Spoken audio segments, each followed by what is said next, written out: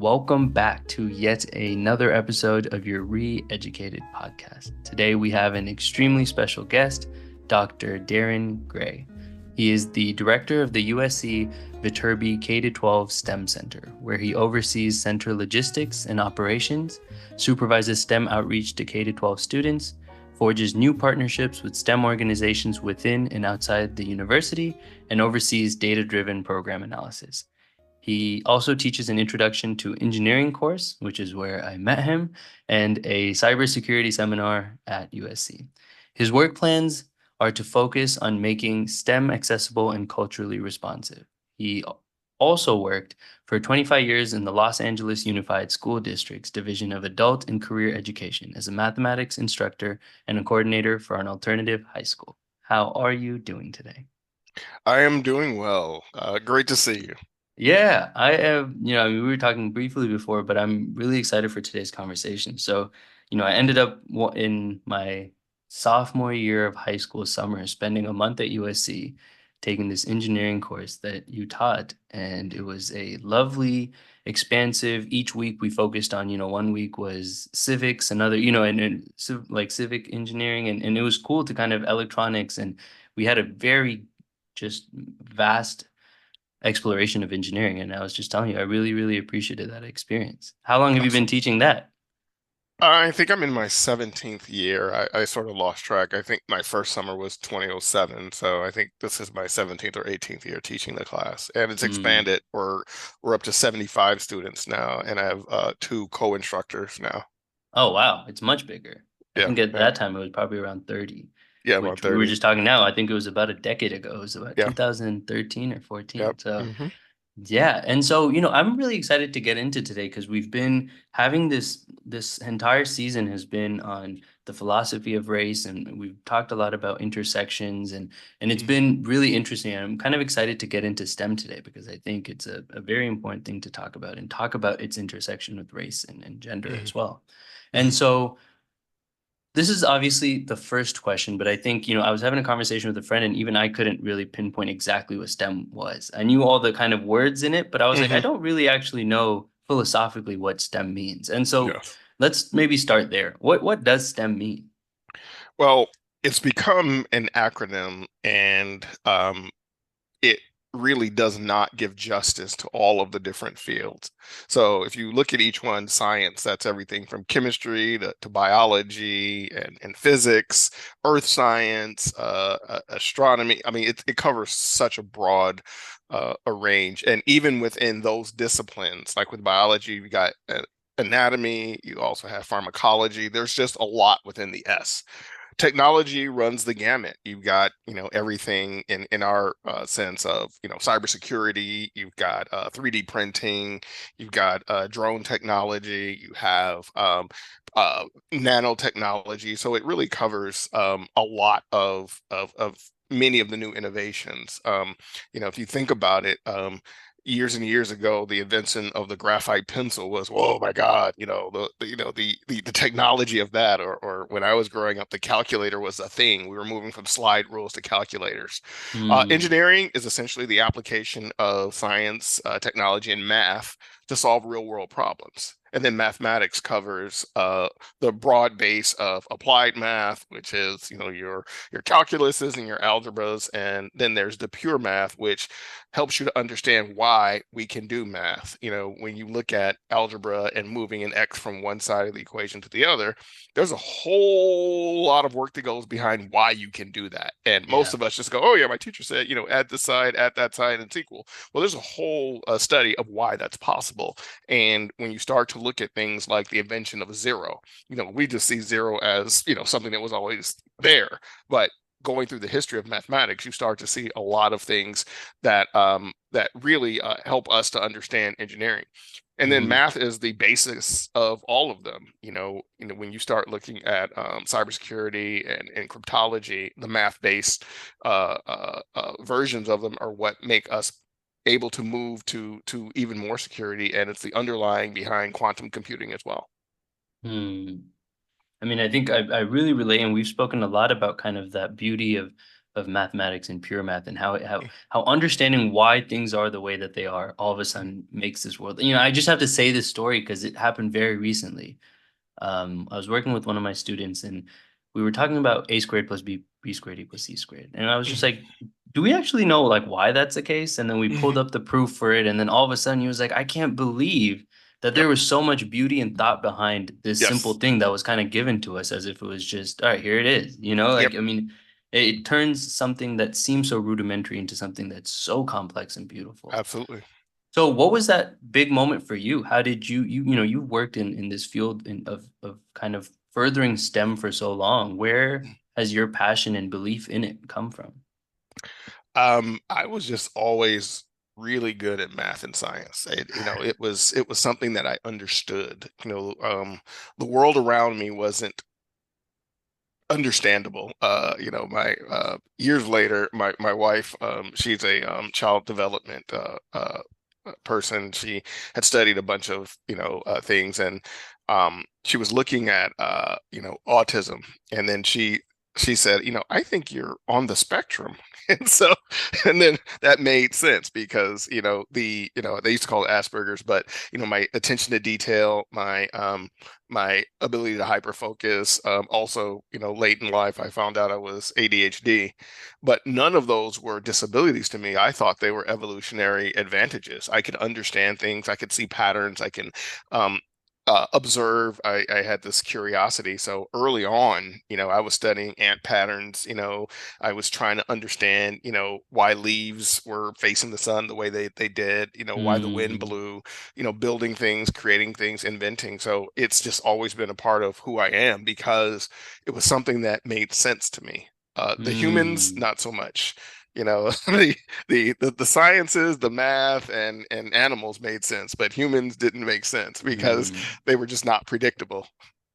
Way too chaotic. Yes. Yeah, I mean, even human conversation, it's something that Hmm. I'm very fascinated with. My background's in data science, but I've always shied away from just taking all my conversations and trying to analyze them because I'm like, Hmm. I'm too scared to even open that door to Yes. understand what Yes. lies behind conversations, And Yes. humans, I honestly really relate with that. I think I found my love for math similarly, where I was like, this makes sense to me. Yes. Like Yes. Yes. there's just it seems I can just sit in a room and just like focus on this for hours on end and then Hmm. eventually get somewhere. And Yep. it just felt, I don't know, there was something that was like, okay, I can understand this more than I Yep. can understand the complexity of people. Yes. Yes. So, when we talk about STEM, I think one of the most important things that come up, especially in the context of the United States, is, and I can tell this from personal experience from the tens of kids that I've worked with who hate math and who hate, Hmm. science, which for yeah, that's a separate conversation. But my question for you is what happens? Because I've worked with 5 and 6 year olds and I found that all of them love science. All of them love, the concept of like, Hmm. I had a girl once tell me, like, the sun is following me. She was Hmm. like walking around thinking the sun was following her. And I Yeah. just remember all the kids were so fascinated by the Hmm. natural world around them. And then something happens within the next 12 to 13 years where all of a sudden people just don't care.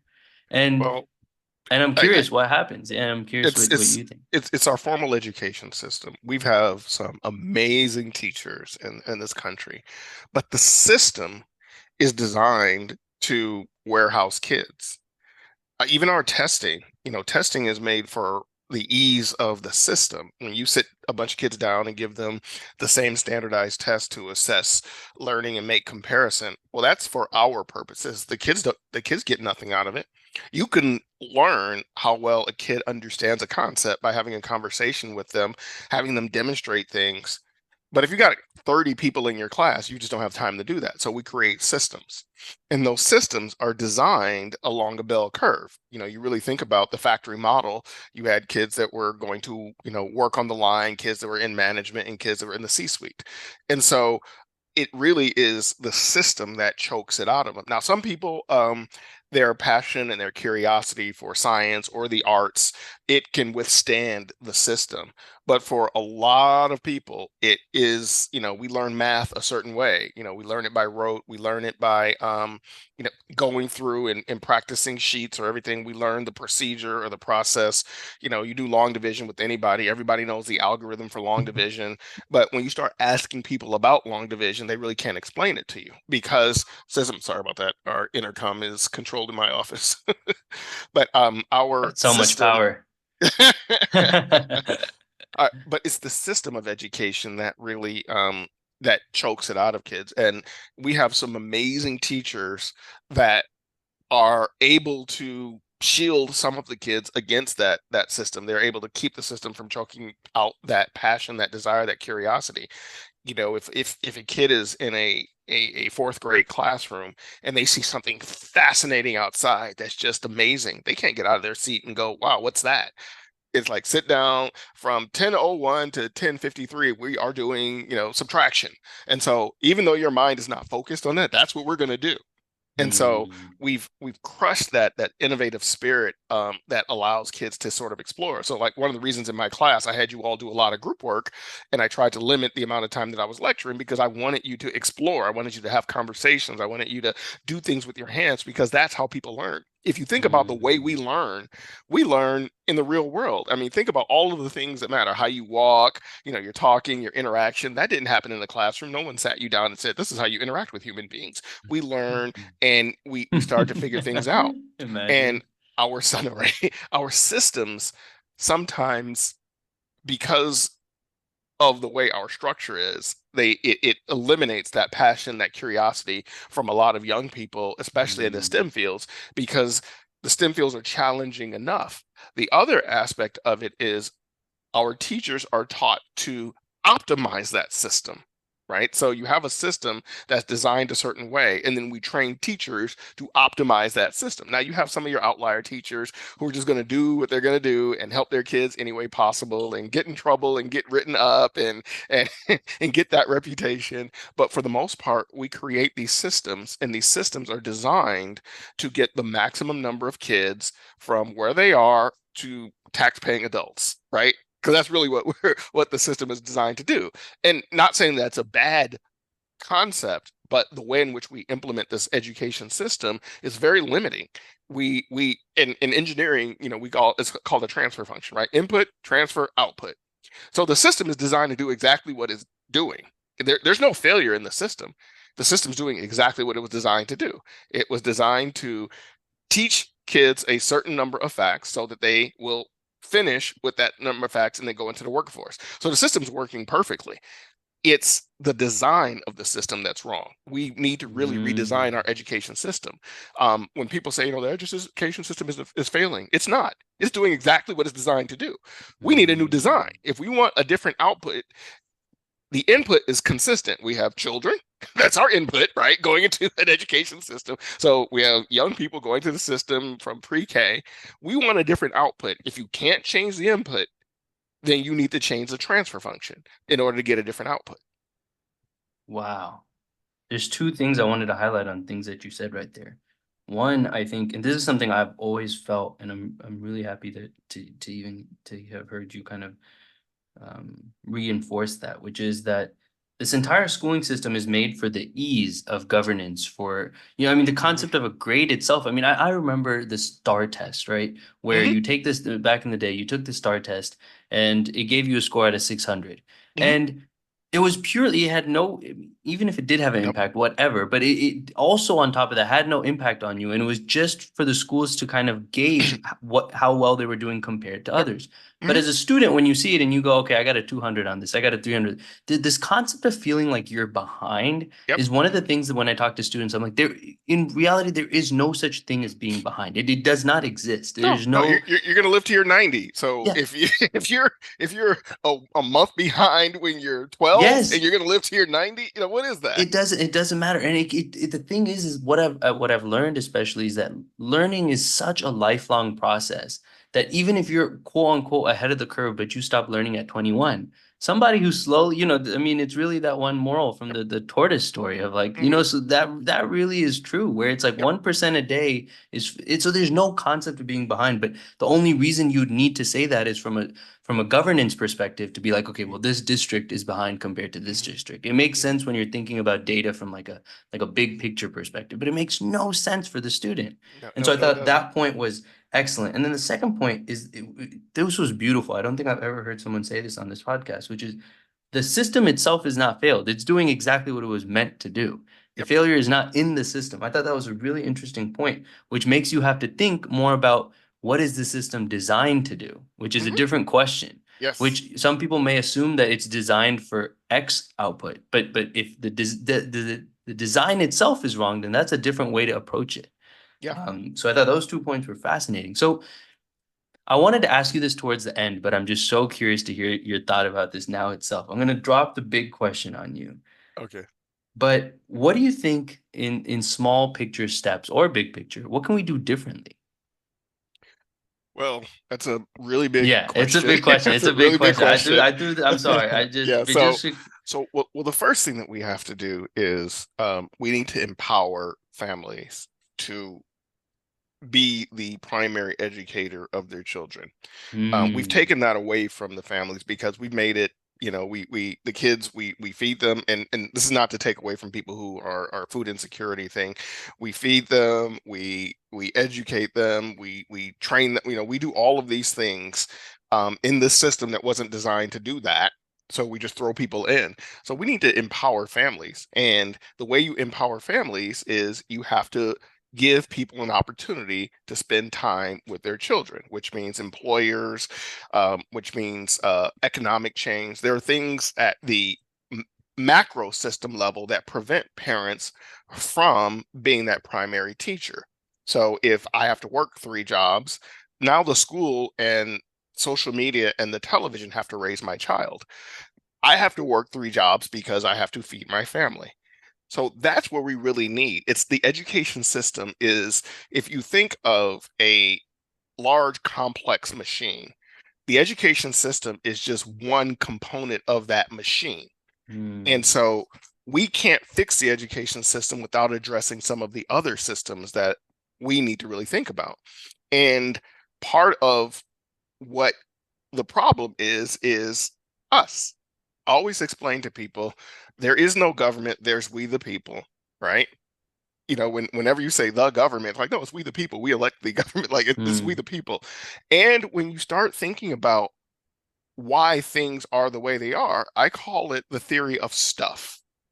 We all like stuff. Like, I have a phone, I have a computer, there are all these things that I have. In order for me to get stuff, I want to pay the lowest possible price for my stuff, right? I'm assuming you do as well. Well, if you're paying the lowest price possible for your stuff, that means somebody's getting paid very little money. mm, That's by default, right? If I want a $1,000 iPhone, that means that from conception all the way to manufacturing, shipping, and delivering, distributing, if I'm only spending $1,000, that's all the money that's going toward all of the people on that supply chain, all those people, all that $1,000 going to pay all of them. And then when you start thinking about it, you can see that we are our consumerism, our chasing after stuff has that impact on not being able to create opportunities for people across the country, across the world. And I'm not saying, I'm not anti-capitalism because I love my stuff, believe me. I got my robots behind me, I've got 5 screens in front of me, I've got my phone here, I got my tablet, I love stuff. But I'm also aware that my predilection for stuff has an impact on the mm, education system. And so we really need to start thinking about how do we design a system that helps the environment and helps people. So what we're moving toward here in Viterbi, the Viterbi School of Engineering, is human-centered design. And in human-centered design, you not only think about the cool thing that you're building or doing, but and the end user, but the impact of that cool thing that you're using or doing on the world around you. When you start Mm, thinking about human-centered design, all of a sudden you start thinking about how does this impact our education system? How does this impact our environment? How does this impact how people interact with one another? And so the key is really to have human-centered design at the forefront of everything that we do. Engineers are notorious for looking for the coolest, most efficient way to get things done. And sometimes, we'll just barrel through and, design that perfect project, low cost and efficient, but sometimes we forget about the people. And mm, human-centered design is the answer for us to improve our education system because now everything that you do, you start to look at the impacts. We tend to get away from that. If you look at the changes in the United States as we move from an agricultural agrarian society to an industrial society, we sort of lost touch with the essence of our lives. Like we're not close to the land, we're not close to the food, we're not close to the water. Do you know that there's some kids that don't know where beef comes from? You ask them like, wait, where does beef come from? They say the grocery store. They walk into a grocery store and there it is. It's always there. And you start thinking about fresh water. It's one thing to take a 20-minute shower when you don't know where the water is coming from.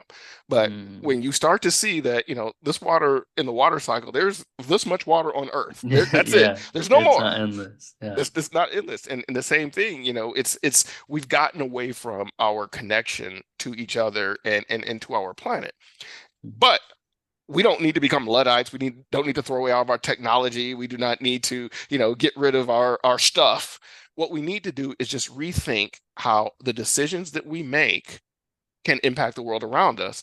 And we can create an education system that provides that way of thinking, whether it's in STEM or non-STEM. You want all of your kids to be STEM literate. You want them all to think about ways to improve their world because they may not go into the STEM field. They may become a politician who is deciding policy. They may become a teacher. They may become a bus driver who can offer suggestions on a more efficient route from point A to point B. Mm, But right now we don't really allow for that. We sort of put each other in these boxes. And so if you want to change the education system, you have to really start thinking about human-centered design all over the place.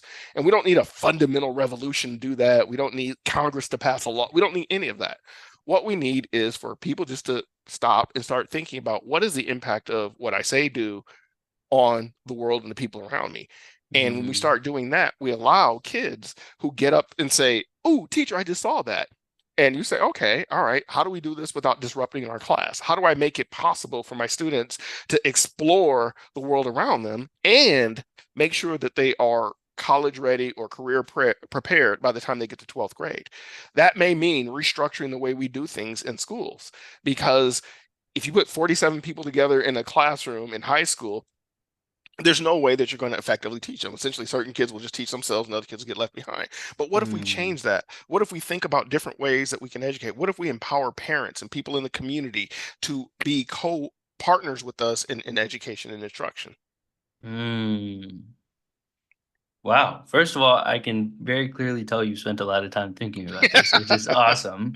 It's Oh, it's very well, rare. I mean, honestly, I feel like I don't come across people who have, so much to say on a really big question. How to change the system is a very hard question. I hate yeah, asking it because it's too large and too broad. But yeah, for some reason, I just felt it in my gut that I had to yeah. ask it, and It I'm glad I did. it starts with each one of us. We Yeah. change the system by doing things differently for ourselves. We change Yeah. the system. We can do that all the time. And then being honest with yourself when you're unwilling to do so. I'm unwilling to give up my stuff. So Yeah. what do I need to do to change the world? Well, I get to be involved in education. I get to help people to start thinking about human-centered design. I get to do that. One of the things that I like to share with young people is, my generation sort of broke your planet. We sort of broke it. We figure, you just keep dumping stuff in the ocean and it'll go away. You pollute the air, the wind will take it away. We sort of broke your planet. And we don't have enough time to fix it. So all we can do now is teach you how to fix it because there's enough food, air, and water for the rest of our lifetime. But we can't promise you all the same. So our job is to empower you to make the world a better place. And part of that really starts to look at the things that we did wrong and to tell you about them in an honest way. And if each of us start to think critically about how we can make a difference, and it could be just one thing, and being honest with yourself about it, because when you try to be too grand or like, from now on, I'm gonna, that's not gonna work because we are who Mm. we are. But you can change one aspect. Hmm. So I want to touch on a few things that you said. So maybe we can start with this human-centered design because I think it's Mhm. really important. What I'm hearing you say, and immediately what's coming to my mind, is this is something I've always noticed, which are the difference between people who studied and had their minds trained in undergrad and masters in a purely technical way versus Mhm. those who had like a big dose of the humanities as well into their Mhm. technical training. I think like kind of the siloing off that we often have where people are either only on a humanities track or only Mhm. in a STEM track often leads to this lack Yes. of human-centered design on both sides Mhm. where and so one question that I have for you is and so because this is something that I found really interesting, like growing up in the Bay Area and seeing all these tech people, the way they like design, what their next idea is, in many ways looks on the outside like it's human centered because they're Mhm. like they're really talented at finding what problems human have. But they Mhm. don't really care about the people itself. They're like, Yeah. okay, we know exactly what the problem is and we know how much money we can make by solving this problem. And then they solve Mhm. the problem. Mhm. Would you consider that human centered because they're still No. thinking about the problems of people? So then what's the difference between that and what you're considering human centered? Human-centered design is not only looking at the product or service and the end goal or even the consumer. It's looking at the impact of that product or service on the entire world, looking at unintended consequences, looking at what could go wrong. Because sometimes as an engineer, you're focused on your design. You may start off with, here's a problem to be solved, but then you hone in on that problem and you solve that problem. Now, sometimes you create a whole bunch of new problems, but that wasn't within your specs. Your specs did not require that you examine new problems created. Your specs were to solve this problem. And those are the things that we need to do with human-centered design. Our Dean Yortzis talks about engineering plus X. He always asks engineers, what's your X? And it doesn't need to be technical. Maybe it's piano, maybe it's dance, maybe it's Mm, philosophy. The way in which you become a better engineer is by embracing all parts of your humanity. So, like when I mm, was in high school, I was a dancer. I did ballet, jazz, tap, I did break dancing and pop locking. And so, part of my technical background has a strong basis in the arts. Most people don't know that about me. Every once in a while, somebody would catch me dancing off in the corner or something. But the art of dance was expression, creating something out of nothing, and really looking at all of those that would be impacted. So when you're dancing, you know who your audience is. You're going to dance differently for, an older population than when you will for a younger population. Even though it's my self-expression will have an impact on the people who are watching. So if I'm dancing, or back in the old days when I was dancing for an older population, there are some moves I just would not do, right? Out of mm, respect. But for mhm, a young, I'm trying to relate to them. And so really the arts are a form of human expression and impact on the rest of the world. So that's why the arts are so important. I don't like the mm, concept of STEAM because it diminishes STEM and the arts. The arts stand alone as an important and key part of our human development.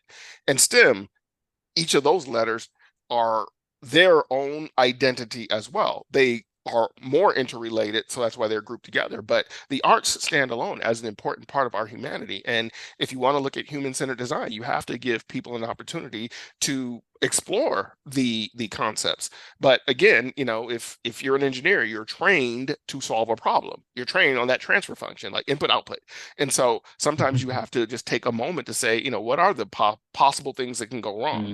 It's the mm. law of unintended consequences. And we see that a lot. Someone says, I will do this, and then we have all these unintended consequences. Mm. It's that ability to think, I think what I'm really hearing you say is that there's no need to be like pushed off into like any of these solo tracks. This Hmm. this idea of engineering X, I think is a Hmm. great idea, right? It's like you don't have to just be an engineer. You can be Yep. an engineer and something else. And that Yep. that that's for all professions. Yep. So transitioning this conversation, I have so many more questions about this. I mean, I could talk to you about I could ask questions to you for hours, but transitioning into we talked about the barriers of just American students as a whole Hmm. entering STEM and finding love in STEM. But I wanted to highlight, because we've been having this conversation for a long time, do you find that there are a different set of barriers? And if so, what would those barriers be for Black students in the United States from finding their love or passion in the STEM fields? Yes, there's representation. There's representation on the grand scheme. A lot of, Hidden Figures was a great movie because it identified some of the Black women that were involved in the space program. We don't talk about, Carter G. Woodson. We don't talk about Lewis Lattimore. So representation in history is one thing. We don't acknowledge the contributions of people of color in the STEM field. In the education system, and the other is representation in their community. So I'll give you a for instance. If, let's say, you have a kid, an African American kid in an inner city, and despite all the obstacles, he gets a scholarship to a R1, top-rated engineering school. The student completes them and is successful, gets a bunch of job offers. Let's say that student lives in Oakland or South Los Angeles. Where is that kid going to go to work? There are no companies in South Los Angeles that are going to hire him because all of those companies are out by the beach. They're in different areas. In other words, so what happens? That kid maybe stay in their community for a year or two, but that commute is going to kill you. You're going to be going, from your community all the way to the other side of town every day. So eventually you're going to get moved closer to your work, or you're going to find, someplace else to live. And that community has lost a role model, and Mm, that community has lost that tax revenue, right? So now you've lost mm, the money and you've lost that role model. So the biggest obstacle to African American students and kids of color in general in STEM is that lack of representation in their own communities. What would stop a tech company from putting an office in the middle of South Los Angeles or East Los Angeles or in Oakland or in or Washington D.C. or Detroit? What would stop them from being in those communities? There are businesses there already. What would stop them from doing that?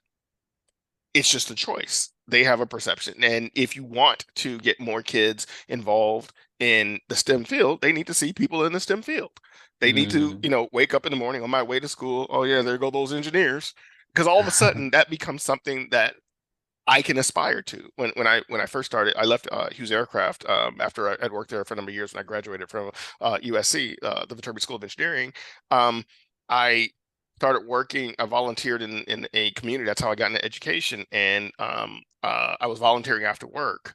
And the person who ran the school said, you get more kids coming here after school than we have during the school. And I said, why? Mm, And she said, well, one, you're probably the only person in this community who understands math, and two, you're the only Black engineer most of us have ever seen. And so mm, that representation in history and in the day-to-day life makes a difference. When we have that level of representation in the community, when kids are able to interact with engineers, and it doesn't even need to be the same color as them. It needs to be people who have a passion, who are willing to talk to a young person who has a question. When I send my Viterbi students out into the community, into schools, I tell them, kids are going to start asking you some questions that may have absolutely nothing to do with the lesson you're teaching. You're just the smartest person they know, and they got questions, and they're mm, going to want to know answers. And you may not know the answer, but when you come back, you better know the answer then, or you're going to lose your credibility. If you're supposed to be so smart, you may not know the answer because you may not. They may ask you, like, I've been hearing about the James Webb Telescope. Why is it able to see to the edge of space? And you may go, I'm a computer science person. I don't know. But you go, you do your research, you come back, you say, well, they use a certain type of material. So those are the things that we see is that representation. It's being able to connect or be in community with people in the STEM field that makes all the difference in the world. mm. I really like that point that you said. I never had that idea before of where often what ends up happening in many of these communities is if you do end up becoming a scientist, you end up having to leave. And Yep. I've been dealing and thinking about this a lot. I'm in Puerto Rico right now, and I've been thinking about that a lot because a lot of people have been telling me here that there's no opportunity here if you're Hmm. actually Yep. academically succeeding in any way. And so you leave the island, Yep. which this happens in India, it happens all over the place where like there's this brain drain Yep. of people who actually live in that area. So you end up losing the resources Yep. that you spent so much time in building up. Yep. And And so, it's a brain drain, and it's even worse. we tell people when you get out, reach back and pull somebody else out. So not only do Mm, you leave, you reach back and grab the next person and pull them out too. So it becomes this perpetual brain drain because that's how we think. Rather than saying let's invest in the community, we say, reach back and help somebody else. Don't go and make your success and forget everybody in your community. Reach back and pull somebody else. Well, you're pulling additional resources out of the community. You're pulling those brain resources, that problem solving. You're pulling the tax dollars as mm, well as people who are inclined to be in community. You're pulling them out, and so it's really the way in which we engage with the people who are hiring, whether it's the universities or the companies. One thing that I love about the University of Southern California is we stayed in South Los Angeles. We didn't have to. There was a time where USC could have gone to where Pepperdine's campus is. Pepperdine used to be here. UCLA used to be in the city of Los Angeles. They left. We stayed. We stayed and said we will be the University of Southern California and we will be in Los Angeles. We stayed and we're able to make an impact in this community in Los Angeles. I believe we're the largest private employer in the county of Los Angeles. And wow. we have people in the business school, people in education, people in social work, people in engineering, all working and working in community with the community of Los Angeles here and near our Mm, health science in East Los Angeles. So our health science campus is in East Los Angeles and the main campus is in South Los Angeles. And our mm. goal is to be a part of our community. So one question I have for you is because, whether I was in DC or in San Francisco, in areas where these companies do kind of set up space, I feel like what ends up happening is the neighborhood then ends up being gentrified. And so it doesn't actually deal with the problem that we were talking about earlier, where people who may not have had the access to see engineers walking by would now it would just be a different kind of a bunch of people would move in. So how do you kind of deal with that then? Well, again, the system is doing what it's designed to do. Those companies go in there with the intention of gentrifying, right? We need to build these new Mm, high-end areas so that we can attract the best talent around the world. Well, if the talent is already there, you don't need to do that, right? Like, so if I mm, move into a community that has a bunch of aspiring engineers who will live in the community already, I don't need to do what people have been doing. It's like, we're going to move in here, we're going to buy up a bunch of property, we're going to build these high-end residential places so that we can attract, talent from all over the world. Well, if the talent is already there, you don't need to do that. You mm, invest in the community, you invest in the neighborhood, you invest in home ownership for the people that live there, you invest in park improvement. You don't need to gentrify a neighborhood, you need to invest mm. in that neighborhood and create incentives for people to stay in their homes. That's how you do that. You don't think of it, again, the system is designed to do what the system does. You want to move into an area, you want to essentially create your campus, which you do, and then you want to build, high-end housing to attract the best people, and you want to get the best types of rest. You want to recreate the space that in your mind attracts the best and the brightest from all over the world. Well, if the best and the Mm, brightest are already there, you invest in that community and you invest in the things that the people in that community value. You invest in grocery stores that offer food. You invest in healthy choices. You invest in outdoor spaces for the people in the community. You provide incentives for people to stay there so that you don't have a bunch of people coming from the outside, because in a market driven system that's what's going to happen. But it takes a rethinking of the system. If the system is designed to attract people from the community and keep them there, then that's what the system will do. it requires connecting back to what you were saying earlier, human-centric kind of Yep. design to even be Yes. thinking about it like that, Hmm. as Yep. opposed to how do we maximize our profits, Yep. which is a different type of orientation. Well, you can do both. You can, how do we maximize our profits?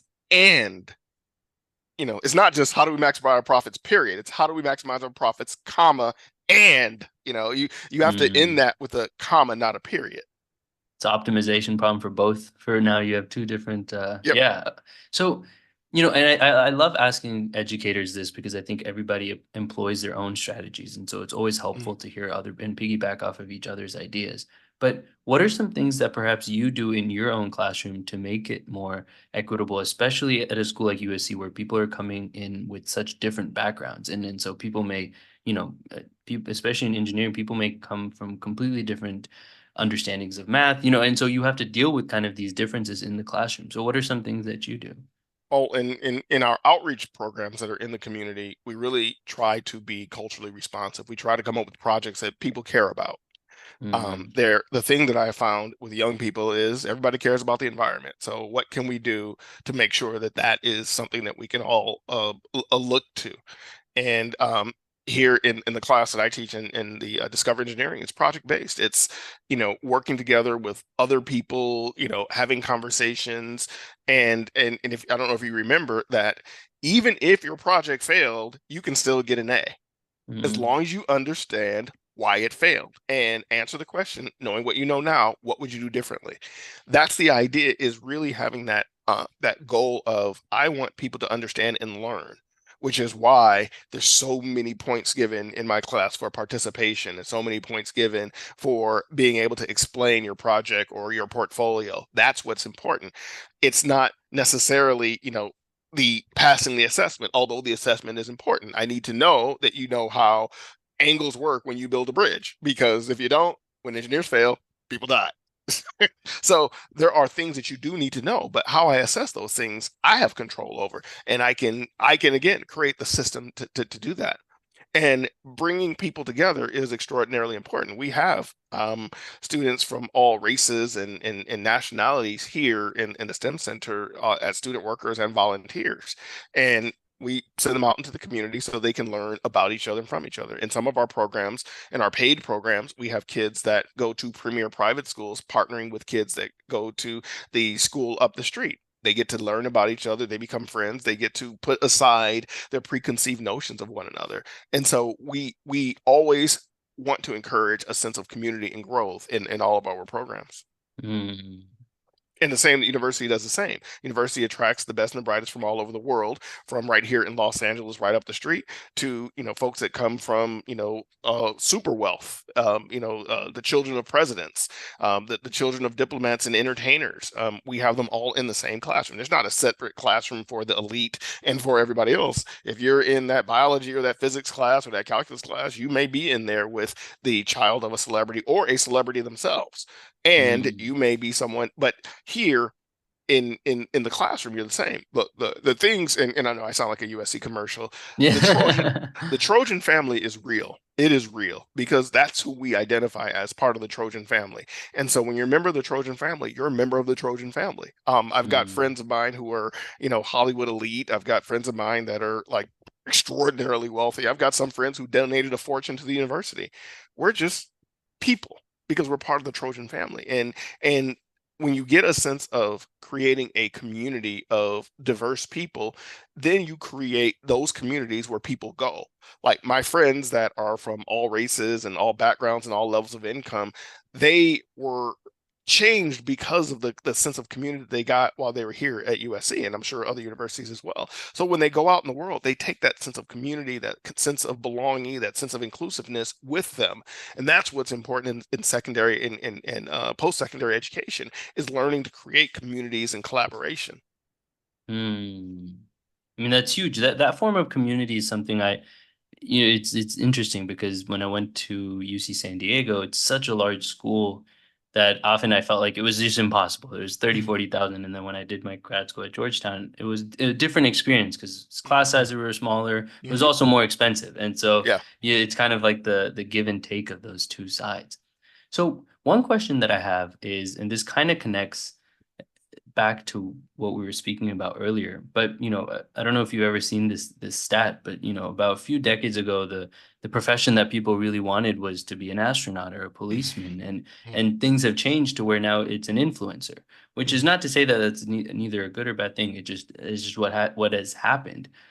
What are some things that you think that you've seen working with the K to 12 system that you can kind of do to bring back this kind of inspiration? And we talked about changing the system, but what about like online resources, or what are things that people, yeah, I mean, I Well, don't know. it's Even if I'm asking that question, I'm like, it's like I'm having it yeah. Well, it yeah, it sorry. really is people having that representation in their communities. The Mm, problem with online resources is they have to compete with social media, and you lose.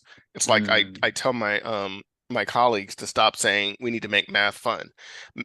When you say the word fun, it conjures an image immediately in people's mind, and math ain't it. As much as I love math, math ain't fun. But I can make math engaging. I can make you want to do math because I can create a curiosity within you, whether you like sports or dance. I can make it engaging. I can make it something that you want to do.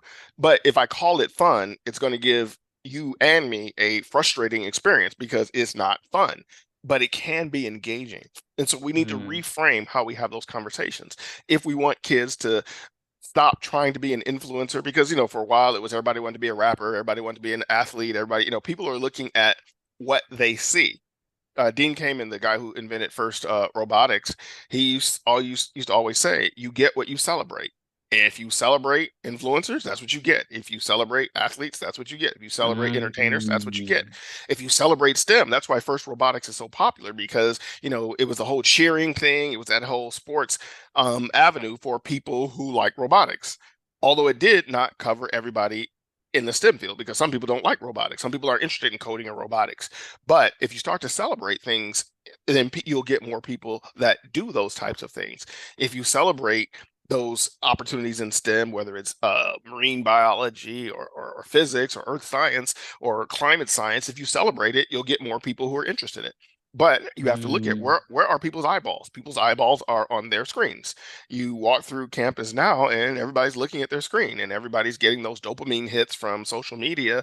And then you start to look at, well, who are the people that are portraying wealth? Well, the influencers are. The influencers are like, I have 10 million followers and I don't have to work anymore and I get to enjoy life. Well, if you're portraying that as success, then you're going to get more people who strive for that.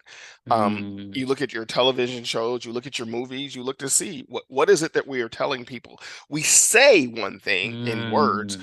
but what we portray in media and social media and entertainment is an entirely different things.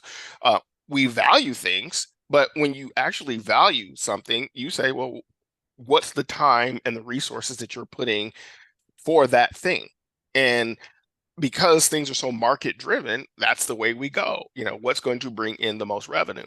And so if communities want to change that, then communities need to start bringing resources. And you don't have to be a wealthy community because there are lots of people who Mm. want to participate and create opportunities for kids to be in STEM in particular. And so as a community, and the community can be like three families or two people or even one Yeah. family saying, let's do some things differently. So I'm not going to fight with my kids or my grandkids about their tablet. I'm going to do some things that are going to make them want to do something else. So like I have two Mm. twin grandchildren, 3 years old. They love their little tablets. I'm not going to fight with them over their tablets. I'm going to go get the Legos and I'm going to go in the corner and start building something. My granddaughter has to come knock it down. It is her duty to come knock that tower down because I just keep building it and she's on her tablet looking at her tablet and then she sees me over there and then she goes, I have to go and she has to knock it down and then she wants to build Yes. her own tower. And Yes. so I'm not going to fight with her about the Wow. tablet because if I fight with her about the tablet, she's going to want the tablet more. I'm just going to do other things. And we can do that to make it engaging. Is me building a tower more Mm. fun than her tablet? Probably not, but way more engaging because she gets my times, my eyeballs, and she gets that level of connection. Mm. And we as the adults have to get our eyeballs off of our gadgets as well. I was listening to a comedian the other day and he talked about mindfulness. He's Generation X like me, and he said, when I was growing up, there was no such thing as mindfulness. When I went to the bathroom, I just went to the bathroom. I wasn't watching and scrolling. I was just in the bathroom. When I waited in line, I just waited in line. When I waited in line for movies, because in the olden days you couldn't buy your tickets ahead of time, you had to go stand in line. You line up 3 hours ahead of time for your favorite movie, Star Wars or what have you. And what do you do while you're in line? You talk to those other people that are in line. You tell jokes, you have conversations. You create the sense of community right there. This tiny little sense of community. You make Mm. friends in that space. But because the way technology has really formed us and really intruded into our daily lives, we are getting, again, the system will give you what it's designed to do. Social Mm. media is designed to get you to buy things. And the only way to get you to buy things is by showing you things to buy. And the only way to do that is to keep your eyes on that screen. You may not notice the Mm. commercials or the pop-ups. You may not notice them, but they did experiments back in the 50s where they did the subliminal advertising, which is illegal now. Subliminal advertising, where they would say, "Would you want popcorn?" and people would go buy popcorn. But still subliminal advertising. If I'm watching, a reel and, something pops up and I close it, I've already seen it. My brain has already processed Mm, that information because that information is now part of my senses. And so if we want to continue to get more of the things that we get, we'll just continue to do what we do. And mm, when we talk about things like artificial intelligence, a lot of people I talk to, they're like, we need people to understand artificial intelligence. They're usually talking about the user end. I want people to understand how artificial intelligence works. I want them to understand about the mm, data models. I want them to understand about the inherent biases. I want them to understand that if you are engaging with an AI, it's learning from you. You think it's helping you write a paper. It's learning from you. It's not that, that it's this thing that people release so that the world, no, it's gathering information about you so it can model you to get you to buy stuff, so that it knows that the direction that you took home, it knows every store that you pass by. It knows your phone is tracking whether you slow down or pause. It has all this information and it creates a model of you. And so that's what I want people to understand about artificial intelligence so that they can make informed decisions. And so mm, part of what we see is we're getting the result of what we're doing with our transfer function. Again, the input's consistent, human beings. The transfer function is all that we can control. And if you want to get more influencers, then you show people what influencers are doing. And you think about the way influencers work is they're peddling products for the most part, right? And if I want more people to peddle my products, I need to get more influencers, right? So I need to show you influencers that are being successful so that you are willing to give up your time to become an influencer. You may make a couple of mm, dollars here and there. I'm making a fortune because I got a couple of you doing the same thing. And so again, the system is giving you what it's designed to do. mm. And I always joke with my students about AI. It's like, if you ever hear about Dr. Gray getting run over by the Google car, it's because AI has said, you know what, you've been telling our business for too long. It's going to hop the curve and just take me out. So if you ever hear about that, then you know the Terminator's coming.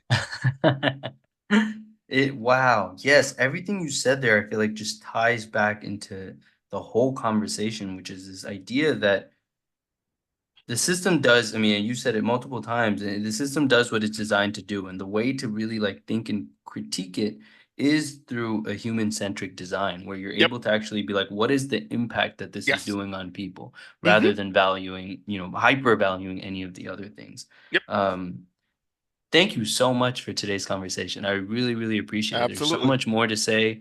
We may have to do a part two, but thank you so much for everything that you said, because I think we just touched the surface. I mean, there's a lot of depth here. And so I really appreciate your insights. Absolutely. And the thing that I would encourage most people to do is to just keep your eyes open and, look around Mm, you and engage. I'm not going to tell you to stay off your phone, but from time to time, just put it down. One of the things mm, that the the top engineers learn is they observe the world around them. And so if I walk through campus and I'm looking at my phone, I have lost the opportunity to see the systems and the things that are going around me. And when I first started here at the university, I a couple of times I was late to meetings following a trail of ants because I would see the ants and I would go, where are they getting their food from? And I would follow it all over to the other side of campus where there was an enormous source of food, and the ants had figured it out, and they were bringing it all from the other side of campus, going through cracks in the sidewalk. And so I was like, that's interesting. But that helps to inform some other thing that I'm designing or building later. Or if I see a bunch of different birds, or the thing that, I have this thing with spiders, don't like them, but whenever there are spiders around, there's a source of food. Most people are trying to mm, kill the spider. Well, if you want to get the spider, you got to get rid of their source of food, because spiders don't just hang out with you just to hang out. They need food and water. And so if you find their source of food and water, you can get rid of your spiders. And so mm, those are the things you have to think about, cause and effect. And then, do I want to get rid of the spiders? Is there something that the spiders are doing in my community that I need? So I need to be aware of those things instead of just getting a can of Raid and just spraying it. I need to say, all right, you know, we have a fly problem, because I saw that once where the uh some people, friends of mine, they had these feral cats that were all around, and they were like, we're gonna get rid of these cats. So they did all the trapping and they got rid of all the cats. And then they were like, we have a mouse problem. They did not realize that if you have a bunch of cats around, they're only there if there's a source of food. And so that's what I would love for people, with your listeners, is to be aware that STEM is so much more than the academic part. It's who we are. It's our understanding and our relationship to the world. And again, as I said a couple of times, the system is designed to do what it's doing, and it does it well. You can't change the input, which is people. You want a different output? Redesign the transfer function. And that brings us to the end of our conversation. I hope you enjoyed it as much as I did. Thank you again for listening and making this process so much more enjoyable. If you haven't had the chance to already, make sure to subscribe to the podcast on Spotify, Google, and Apple Podcasts to get the latest updates on new episodes. If you've been learning useful information here, feel free to leave a review as well. A little bit goes a long way in spreading this podcast. And have a wonderful day. And as per usual, stay re-educated.